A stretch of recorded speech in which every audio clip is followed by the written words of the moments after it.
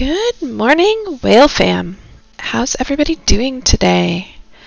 Hopefully you are excited. We have a super awesome guest here to share some crypto fashion art with us. We have Nina Dahl, who is affiliated with the DIGITALAX project, and her Instagram actually has the introduction as being fashion design and digital visualization. So this is pretty exciting for us because we have the intersection of crypto art and also fashion as yet another one of the presentations that we get to be graced with today. So Nina, I think that you should be all set to use your mic here as well as share your screen. Welcome to the whale community. We're super happy to have you here. Sorry. No problem at all. So good to hear you and have you here. As I was explaining, I think we've got some new joiners as well. So our guest today is Nina Dahl, affiliated with the DIGITALAX project. She's got an Instagram I will link here in the chat as well, so y'all can take a look. And Nina will be introducing herself, which I'm super excited to hear about her and how she got into art and fashion and crypto. And I know she's going to share some of the art with us as well, so I'm looking forward to that. And whenever you'd like to start your stream, I can pull that up as well. But other than that, if you'd like to introduce yourself now that your mic is working, we would love to hear more about you. Okay, so my name is Nina and I'm based in Berlin. And I'm coming from classic fashion design normally. I just got into the whole digital fashion in the last few months actually. And I'm also doing my master in fashion design at the moment. So that's also where my roots are, in the classic tailoring and fashion design. But during the whole lockdown that happened because of the coronavirus, as we all know, I started to think about how I can work in the fashion in another way. And that's when I started to experiment with digital fashion. And actually this whole project we're doing now is my first touch with the crypto community and with cryptocurrency, and so I'm really excited to get into this and learn more about it. And also it was so nice to be part of the first auction that last night. And so, yeah, the DIGITALAX project last night was the end of the first auctions, and tell us how that went. I know it was pretty exciting, and we had some people in the community that were keeping an eye on those pieces. So how did that go, that whole experience for you? So actually, some time ago, Emma got in touch with me. I think it was via email, and told me about the whole project they're thinking about and working on, and asking me when I want to be part of it. And everything sounded really interesting to me, and also totally new because I didn't know anything about the whole cryptocurrency, as I said, and also didn't do any kind of auction before that, and also didn't think about digital ownership and stuff like that a lot. And so I was really happy to be part of it. And then she told me that the first auction should all be about cryptocurrency related items. And so I created the shitcoin jacket, which I think is really funny, also making fun of like the shitcoin side of cryptocurrency. And so I tried to integrate all the logos. But at the same time, I wanted to keep some of my stuff I'm normally doing, but like a lot of patterns which are created in 3D. And so I tried to combine the cryptocurrency side and my normal design way in one piece. And that was really nice to also experiment with some other themes and other kind of inspirations which I'm normally working on. And the whole auction was also really cool because in the beginning, of course, things were going a bit slower, but then it really exploded last night. And so it was also really exciting to see how many people are really bidding on the pieces, and that all of the great pieces were sold for like an amazing amount of money. And yeah, it was really nice to combine the whole passion with the cryptocurrency. That is awesome. And do you have I don't know if you wanted to start a stream, but if you had either a link to the shitcoin jacket, so that way we can see the art. I believe that we saw that when Emma was here as well, but being able to show that off would be... Yes, I will quickly search it online, because I think you can look at all the pieces that were sold on the first auction at OpenSea. And I will quickly look for the jacket. All right. So that I can share my screen with you and show you the pieces. Perfect. So that would be lovely. And I have posted the DIGITALAX Twitter into the chat. There's a Medium page as well that they have, which is where a lot of the information about the project has been.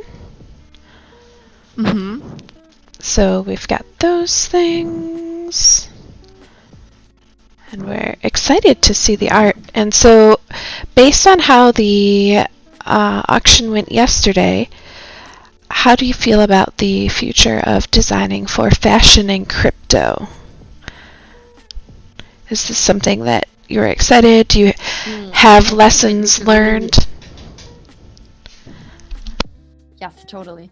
Actually, it made me really excited about it, because how things are at the moment. I mean, we have the digital ownership with the assets we sold, but at the moment you cannot integrate it in other softwares or games, which Emma is working at the moment. So I'm really excited for everything that will be coming in the future, especially when we will be able to kind of get our digital garments or digital assets that we bought into other programs, games, and like really use the pieces we bought. Also, I think it's really nice to get this whole aspect about digital, like art ownership we have in the real world with paintings and everything, and bring this all to the digital world and to digital artworks and to digital fashion. So I'm really, really excited for everything that will come in the future. So given the first piece that you were able to release, are there design choices? And I know that we're looking for the example of that so that we can get that shared, but did it give you... Okay, and you sent the link. Perfect. So that is in the chat, and we'll pull that up here as well. So the shitcoin jacket there,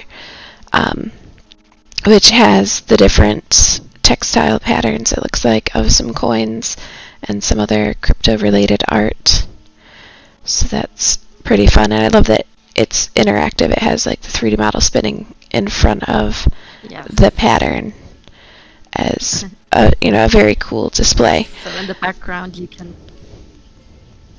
Yes, and in the background you can see the kind of pattern I'm normally working with, which I also integrated in the background, but also on the print for the jacket, because I normally really love sculpting 3D objects, or really abstract, and kind of mix them together to get like a whole artwork and shade them in an amazing way, so that you can have another way of integrating a print into a fashion piece. And that's very lovely, and that's kind of the foundation of the DIGITALAX model, right? Is that we're actually kind of breaking apart the tokens so that way they're backed by these actual assets or the textiles that the designers are creating and working with, and then you'll be able to use those as kind of licensable or reusable assets for future designs and models. So Totally. Totally. So this is a good example of that, because as you had mentioned, having, the textile pattern that you'd be working with in the background, and then building the model from that. So that is very lovely.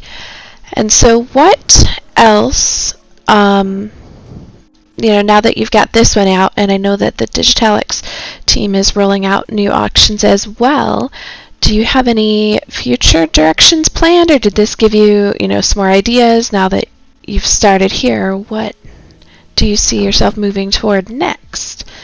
And I don't know if this is a good segue into looking at the Instagram and seeing where you've been. Yes, we can do that. I first want to say that I do have future stuff planned also with DIGITALX. I think for that auction or that piece I'm talking about, we will launch that, I think, in January. At the moment, I cannot tell you a lot about it, sadly, but it will be a little bit more to my roots in fashion and a little bit less of the cryptocurrency inspired design. So it will be something else from my side for the next one. But I'm also really excited how that one will be going in the crypto world. So if the classic fashion design stuff will also be liked, or how it will be going, we will see.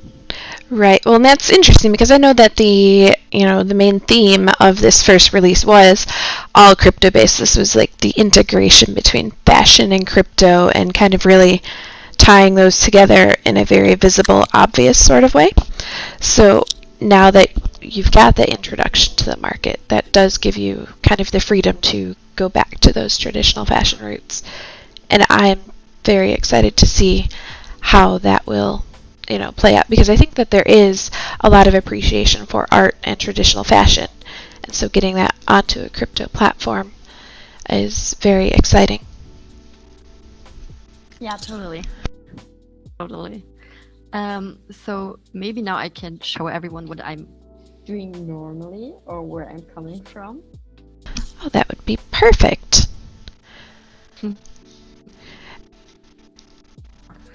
So I will just share my screen with you. All right. So we will see. I'll have this volume thingy in the middle of the desktop, and it doesn't want to go away. I think the whole audio microphone thing is a bit messed up right now. Well, if it makes you feel better, that's not showing up on the stream that you're presenting. Okay, perfect. Then I'm happy to hear that. Yes. So we can see your Instagram now, which is exciting because it looks like you have a lot of art here. So what are we looking at? Tell us about this. Yes. So what I want to show you first is actually the project I'm working on at the moment. It's actually my graduate collection and my the title of the collection is called Paradox Emotions, and I'm playing a bit with emotion in digital space and how emotion could be displayed in an art piece. So I will just scroll down a bit to go to my emotion series. So here you can see the 5 artworks I created within this emotion series. So first we have the love one. And they have all been created in the same way as I created the print for the jacket.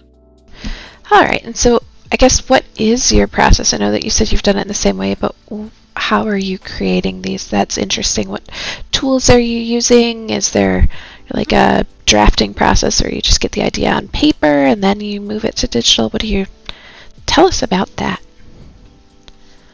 So normally at first I just try to think about it without getting anything to paper.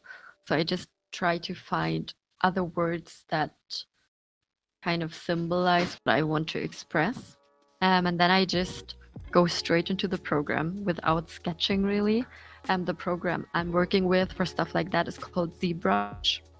It's a program where you can sculpt in a 3D world. And so I just start going like really into it. And when I'm happy with the shapes I created, I go to another 3D program, which is called Cinema 4D. And there I start to shade the objects, so give them a color and think about the background and about light and everything. And then I can render it as a 2D image and use it afterwards in my digital fashion program to place it on garments. So the one we are seeing now is the Joy print. And that does look very joyful. I love that. Yes. And then the third one is called Disgust. So we also have this toxic colors going on. And it looks like a bacteria or something.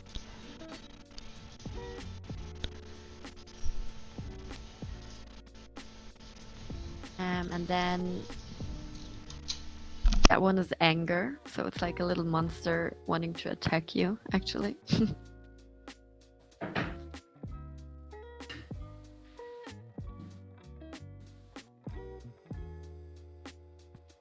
And the last one we have is called Fear.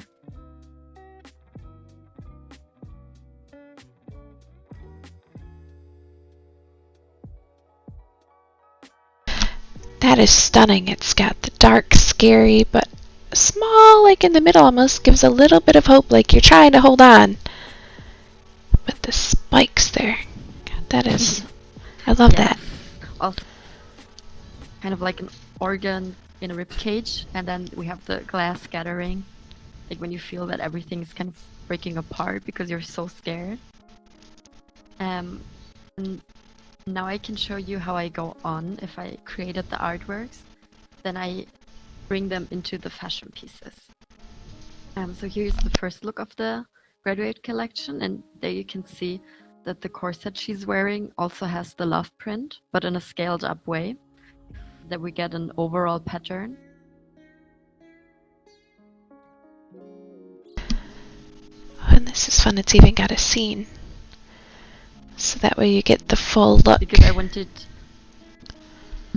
because also for this collection, I really wanted to kind of go away from the classic fashion industry and also from thinking about creating garments and then doing shooting and everything, and rather have everything in a way and also have the shoot as a digital shooting, so without doing anything in real life actually.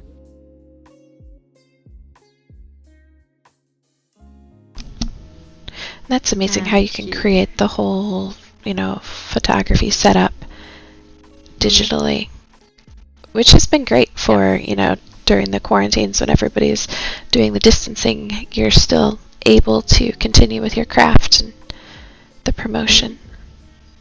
Totally. And also, like, if we think about the whole process, it's also saving a lot of resources. I don't really need to sew the piece and buy the fabric to create it or like to print the pattern on the fabric, but rather I can just do everything digitally.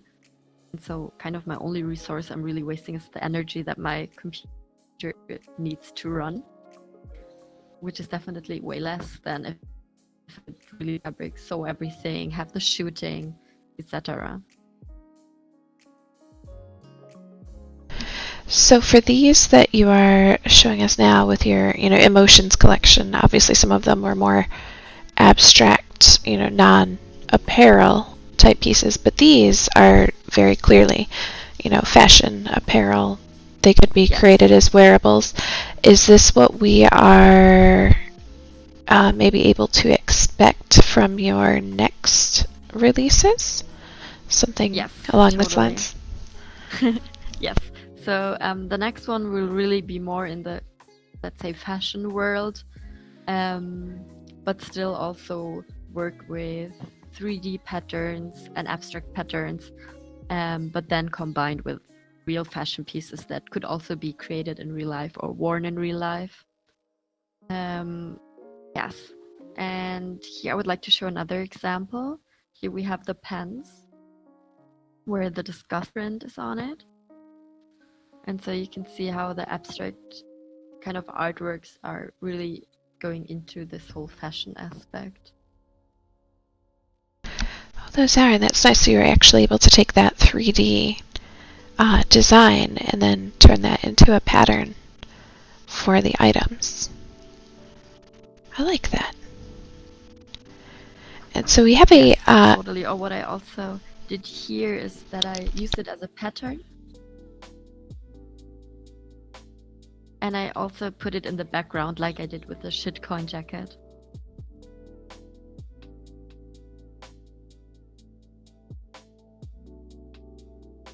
Oh, so that's lovely. That's lovely. And we had a comment in chat kind of agreeing with what you're explaining, because you have the expression of emotions here and then integrating those into the apparel. And one of the viewers had noted that we can actually express how we feel by what we're wearing. So this is nice to see that reflected in the digital space as well. That's nice. And we had a question too from one of the community members wanting to know what your main inspiration is for creating these pieces and kind of what your favorite topic is to work with.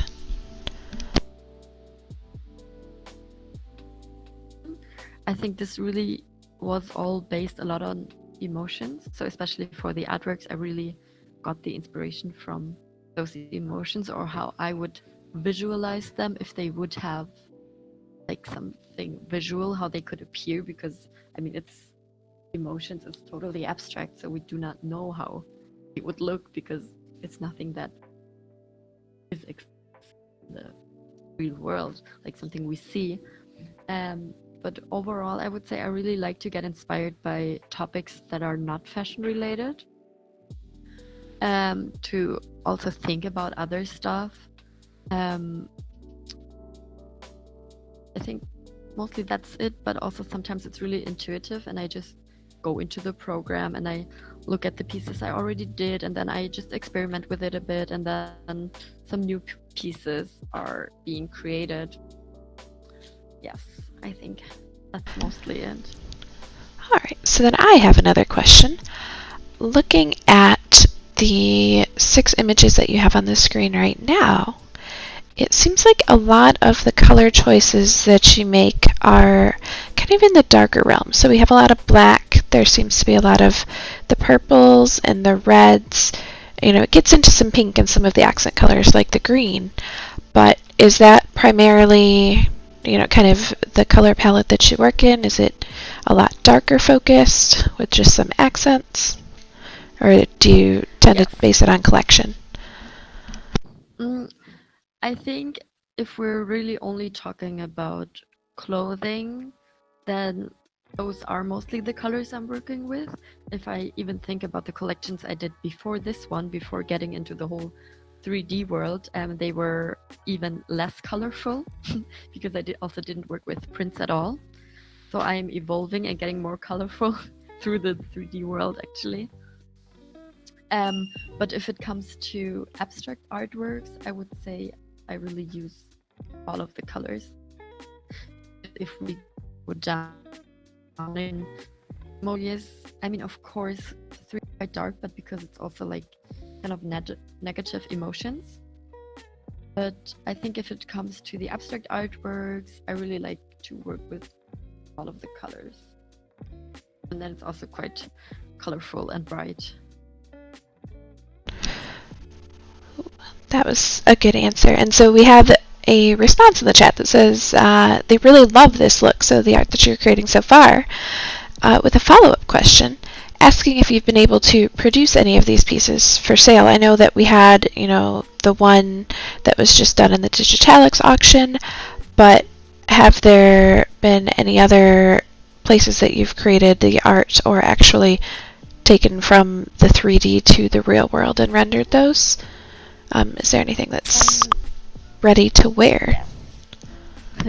So for the collection, I will produce a few pieces, but that hasn't been done yet. So this will follow in the next month. But I did a collaboration with a London-based designer. She's called rudem00se. And we did a mesh top together, also based on one of the renders I did. I will show you the render first. So I made this artwork, also like an abstract one. And then we turned this one into a wearable mesh shirt, which is also really available in real life, which is this one. And so for that, I only delivered her the prints, and she made the whole sewing and printing and everything. But mostly I'm focusing on really doing digital only pieces at the moment, because that's just where I, and also what I think is a good future view for the fashion industry that we have. And if it comes to jobs I'm working on, then it's often also pieces that are available in real life and that we rebuild in 3D to like get them into another setting, or like to create shootings when it's not possible in the real world, like it was a lot of times at the moment because of COVID and stuff happening. So I have another question then, actually, looking at these, because you've got some, what we're looking at on the screen right now is a lot brighter work.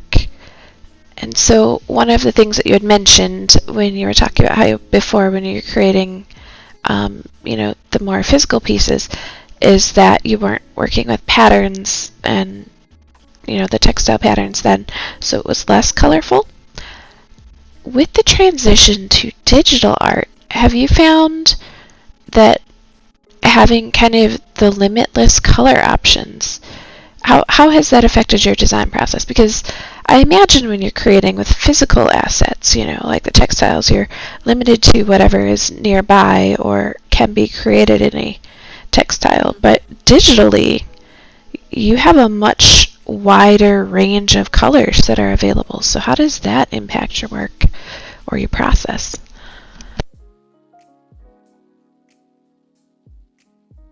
And also on the other side, if we think about real life, for example, making a pants, then you first think about also what material the pants should be. And let's say we want it to be nice heavy cotton. And then we need to source a material or a fabric that has this material. And then we also need to see if we have that exact material in the color we want. And so sometimes you just need to see in which colors your fabric is available, and then also just go with what is there. Because especially if you're only creating a few pieces and not doing like a really big production, then you cannot tell the company to produce the exact fabric you want in the exact color you want. So what changed a lot is that I didn't work with print at all. So I just had like plain colors. But now that I'm able to really create my own prints in another way than they are normally created in the fashion industry, it's really a lot of fun, and it's also like a really creative way to create patterns. So that was just also an aspect I just didn't think about at all before going into the 3D world. And that totally makes sense, because as I was thinking about it, I'm like, looking at any sort of palette that you have in an art program, and it's limitless, which is amazing, but almost might be overwhelming because there are too many choices, Yeah. Like, that could be a thing. You get lost in the rabbit hole of 2 shades to the left, or, That's true. But also on the other hand, you're now able to really try out all the colors and see really quickly how they would look like on the model you're building right now.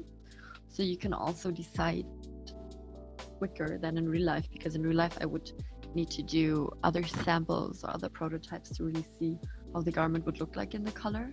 And with the digital world, I can just click on it and give it another color, and then I can see it ASAP.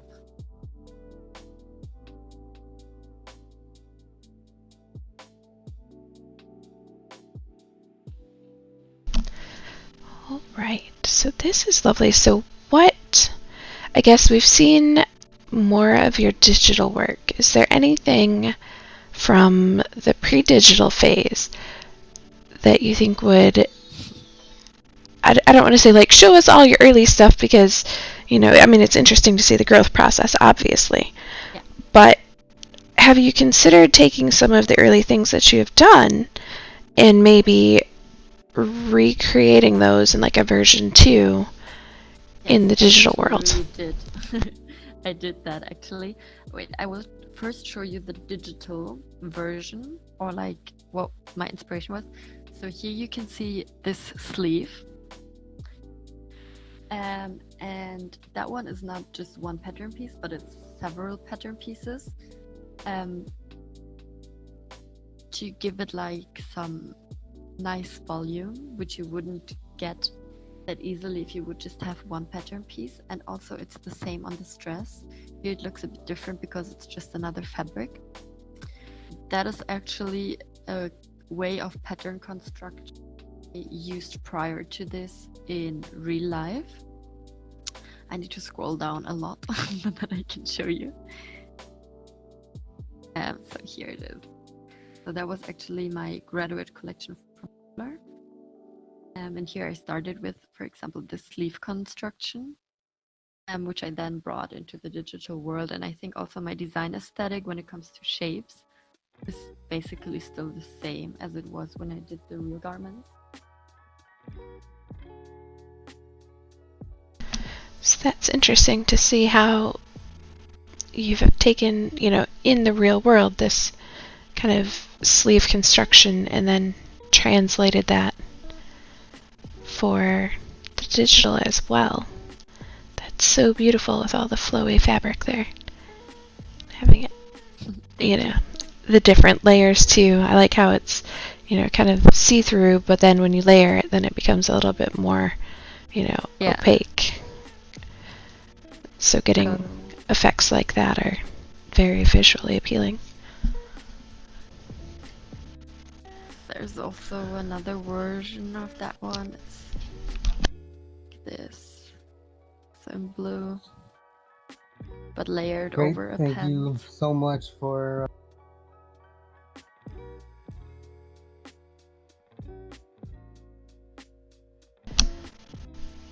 So there we do have the same sort of process with the sleeve, you know, having the extra kind of, I don't know what the term is for that, like the bunching. Yeah, I think, yeah, I'm not quite sure in English, but it's like ruffles. So you have a pattern piece which is way larger than it should be to match your arm, for example.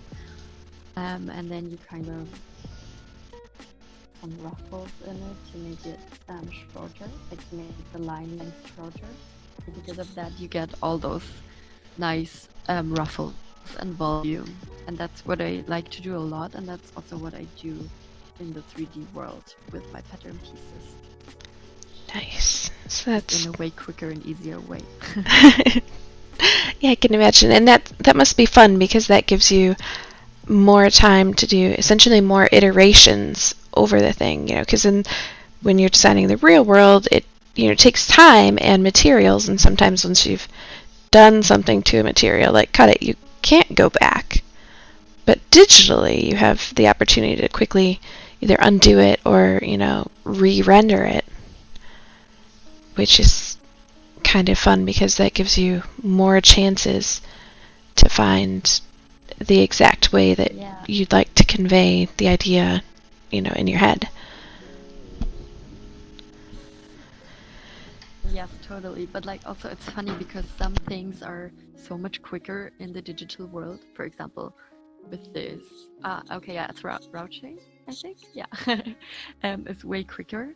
But then there are other things that are super quick in real life, but are like a total challenge to do it in the digital world, or like in the digital fashion program, to really make it look like it would look in the real world.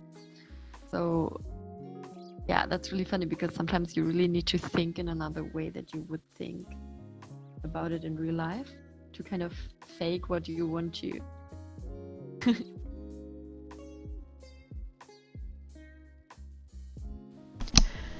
So that's very interesting then. So I wonder, as you're designing, you know, in the digital world and you're kind of pulling in the experiences that you've had, because I know that you've, had education background in the fashion and design, and then, you have the practical experience of actually creating these pieces.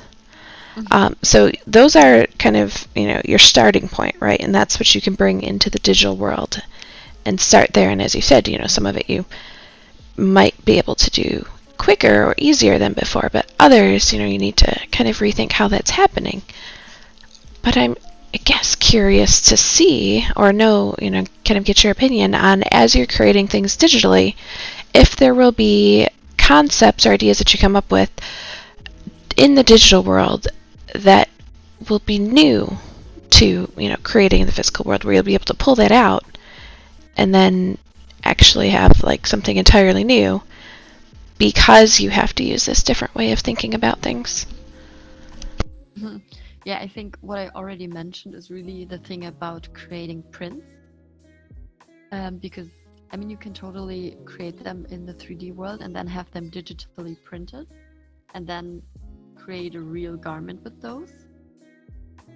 So this is definitely something that changed. And also, I think it could just also help you with your design process if you think about the real world, because also what I explained, you can try stuff. And like you can, for example, if we're just talking about the length of pants, you can just try what length would be the best without really having to sew another prototype. This is, it's not new to the real world, but I think this is an aspect that is really helping you in the real world, and that will save a lot of resources and time. I think if we do not only talk about me being a designer working for myself, but also if we think about big companies who are creating collections, 50 looks, and then having them produced all over the world, and then they can really save a lot of time and resources. So I think integrating the whole digital fashion development into brands development and work would really help the fashion industry to get a bit more sustainable. Only changing this won't make a brand sustainable, sadly, but it could be a good start.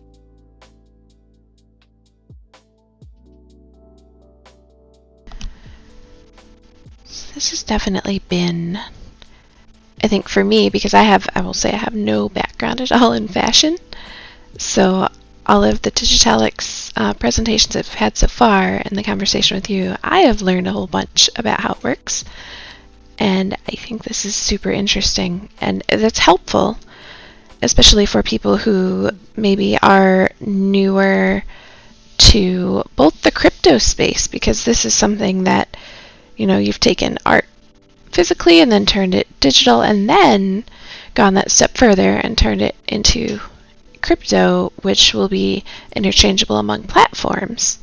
But it's also interesting to see, I guess, how, I don't want to say easy, but kind of how streamlined the process is, where if you're starting in a physical space, you do have, the opportunity to expand out into crypto and kind of learn more about that, and that gives you a bigger marketplace to create for and explore. Yes, totally. And also, if I think about me as just I'm still a small designer in the fashion industry, and if I would think about that I want to kind of visualize and show my whole collection without the digital work, it would also be a lot of money I would have to spend to buy all the fabrics and get all the pieces sewn, to then have a photo shoot to present the images, for example, as I'm doing it now on the Instagram. But with digital, you still need to pay for the program and you still need to spend a lot of time, but especially for young designers, it's an amazing way to showcase their work without spending hundreds or thousands of euros. That is absolutely a good point. So it's making it more accessible, yes, to the new designers and artists as well, or those who are maybe not new, but not, the big, as players. yes, there you go. So Yeah, I that's think if we talk about accessibility, I think the first step is a tough one or a tricky one because you just need to throw yourself into this digital world and like open Pandora's box with all the programs and everything. But I think as soon as you've done this first step and kind of got into it a bit, then it's really accessible. and that's good to know too, because this is something that I know a lot of folks, especially now where you're spending more time at home, so might as well take advantage of looking into new ways to expand what you're, say, already doing, which it seems you've done very well, and kind of taken this jump into not only the digital but the crypto space, and had to recap, your first auction closed last night with the the DIGITALAX and the shitcoin jacket, and that's amazing. Yes, thank you. I'm also really, really happy that Emma got me on board of this project. Yeah, that is a super exciting sort of project, and I know that we as a community are kind of watching to see what comes next because there's so much potential there. So getting, kind of the heads up that, as you mentioned, there will be more that you're coming out with next year. That'll be something that we can keep an eye on as well. And so we have your Instagram. Is there anywhere else that we can follow along with your progress? I've posted the Instagram in the stream text channel again. So actually, Emma also got me into Twitter, which I didn't use at all before that. So try to post more of my progress and more of my work there. But at the moment, it's mostly my Instagram page and the Instagram page of the studio I'm working with. Yeah, I will work on my website and I will launch that soon.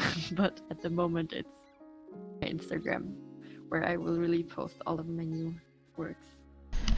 Instagram is good. So if you wanted to drop a Twitter link as well, even though, as you mentioned, it's new, we have a pretty big activity, active community on Twitter.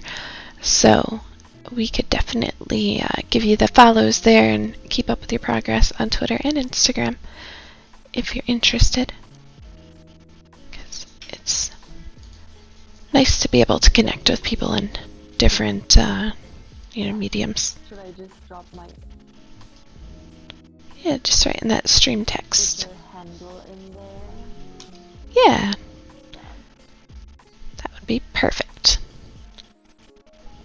This is So there we go. I'll get the link posted up here. And then we can all give you a follow. And that'll be good stuff. So we'll get your Twitter going, then you can do the cross-posting from Instagram and Twitter too. Because promotion is good. Oh, and see, you did tweet at the whale community. I'm going to retweet that. Good. So I think we're getting close to that hour point in the conversation here. Are there any closing thoughts that you'd like to share with us, or does anybody in the community who's been listening along so far have any questions for Nina about her art and her processes and this awesome journey that she's taken from traditional fashion design to digital? This has definitely been an exciting conversation so far, and I love looking at all the pieces that you've created. So it's awesome of you to come share those with us today. It looks like we've got some folks typing there. Thank you. Yeah, Forming their questions. talking to you.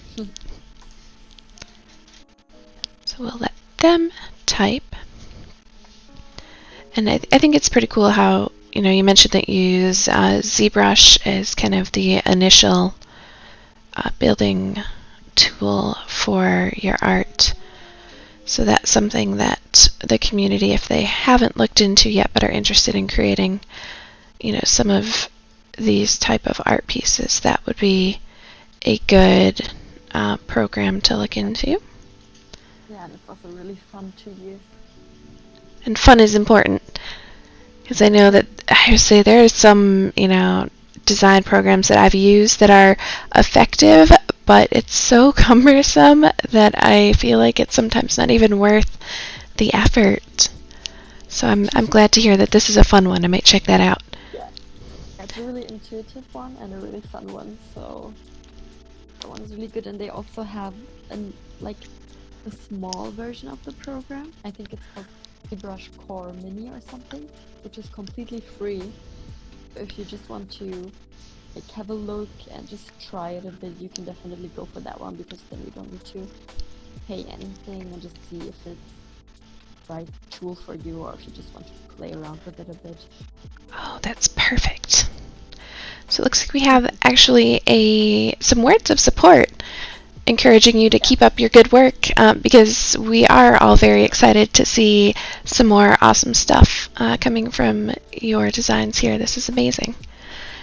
And one of the final questions, we have asked how you see yourself creating, or do you see yourself, how do you see your work evolving over the next 6 months or year? Navigating these challenges that we've got with the coronavirus. And you had spoke to that a little bit earlier, noting how, you're able to transition and do more of this digitally, but is there anything else, I think, now that you've taken, this past year almost working through the coronavirus and kind of adjusting your processes, what do you think the next 6 months to the year will look like? Because I think that taking that experience and then iterating on that maybe is important. So I think, first of all, for me, it's still a lot of working on my skills at the moment, because, as I said, when you kind of open this window to the whole digital programs, it's just so many programs you can work with and so much stuff you can learn. And so it will take me way more than the next 6 months to build up my skill set. So this will definitely be a challenge, but it's also fun. Also, with updating your skill sets, you will also kind of think about other ways how to integrate fashion in the digital world, or how to visualize fashion as we know it in a traditional way. Because I started with we did with the studio, we did one runway for New York Fashion Week for Colleen Ellen. It was really nice because it was a whole other experience for me. And so I think in the next 6 months, I really want to work on another way how to visualize fashion, and also going away from the digital fashion we saw at the moment, also with just having them on an avatar or just having them walking, but maybe just experimenting with it in a freer way. And also what we talked about earlier is that I'm really excited when it will be possible to kind of get your assets and garments into games and other programs and combine it with other designers. So that will be a lot of fun, definitely. That will be fun. And that's actually the last question that somebody asked, is whether you'd be creating future designs kind of geared toward specific digital realm avatar styles, because Decentraland and Crypto Voxels, they have very different avatar design models. So is that going to be something when you're creating your designs? Are you catering to those specifically? Or are you going to kind of roll with the DIGITALAX future plans, where they have said that eventually they will be kind of working toward manipulating all of the designs to be compatible with each of these in kind of a adjusted sort of manner? I think that would be great to be able to combine all of this. So I'm definitely down for that. And also when it comes to other kind of avatars in the digital realm, which are not a typical human model, I'm also really curious about experimenting way more with it than I did at the moment, because at the moment I worked a lot with a program called DAS 3D, where you mostly have those human-based models. But I would really love to experiment with that more, because also with digital fashion, you can totally go with or like sample sizing or whatever we do have in the real world. And like, I mean, you can dress whatever and whoever you like in the digital world. So I think that's definitely something where I need to experiment more, and where I also want to experiment more. Fantastic. And I know that we are definitely looking forward to seeing the results of that experimentation as you go forward. So we've got you followed on the Instagram and Twitter now, and I'll link those again in chat for anybody who has not. Like, I'm gonna shill all your things here right now, because we want to make sure that everybody is keeping up with what you're doing, so that we can see your progress as you design new things.